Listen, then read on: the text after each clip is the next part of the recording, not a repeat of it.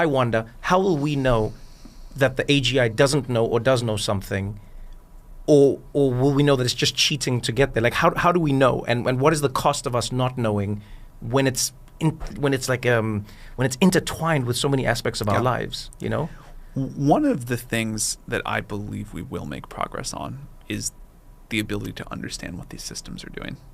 So right now, interpretability is like made some progress. That's the field of like looking at one of these models. And there's different ways there's different levels you can do this at. You can try to understand what every artificial neuron in a system is doing, or you can like look at as the system is thinking step by step, you know, which of these do I not agree with? Okay. And there'll be even more we'll discover. But the ability to understand what these systems are doing, hopefully have them explain to us why they're coming to certain conclusions and do it accurately and robustly.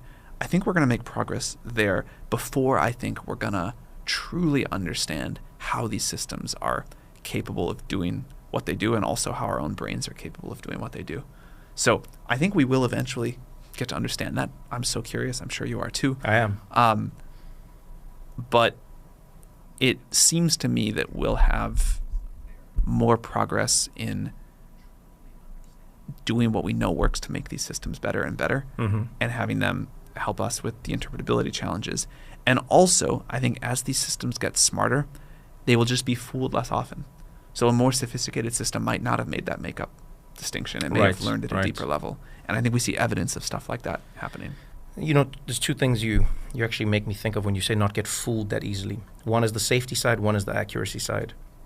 One of the first things, and I mean the press ate this up, you remember. They were like, oh, the AI hallucinates and it thinks that it is going to kill me, and it thinks, and people love using the word think, by the way, with large language models, which I find particularly funny. Yeah.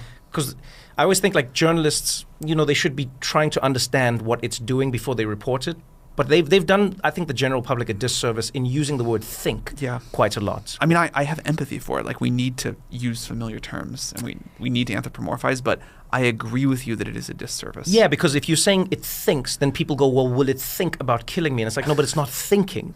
You know, it's really just using this magical transformer to figure out where words most likely fit in relation to each other. What do you think you're doing? What am I doing?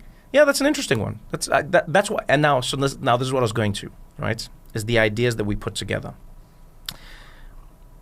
We talk about hallucinating. Let me start with the first part. Do you think we can get to a place where AI doesn't hallucinate? Well, I think the better version of that question is, can we get to an AI that doesn't hallucinate when we don't want it to at a similar rate to humans not doing it? And on that one, I would say yes. But actually, like, a big part of why people like these systems is that they do novel things. And if it only ever... Yeah, like hallucination is this sort of feature and bug. Well, that's what I was about to ask. I was like, isn't hallucinating part of being an intelligent being? Totally. If you think about the way... if we think about the way an AI researcher does work. Okay. They look at a bunch of data, they come up with ideas, they read a bunch of stuff, and then they start thinking, well, maybe this, or this.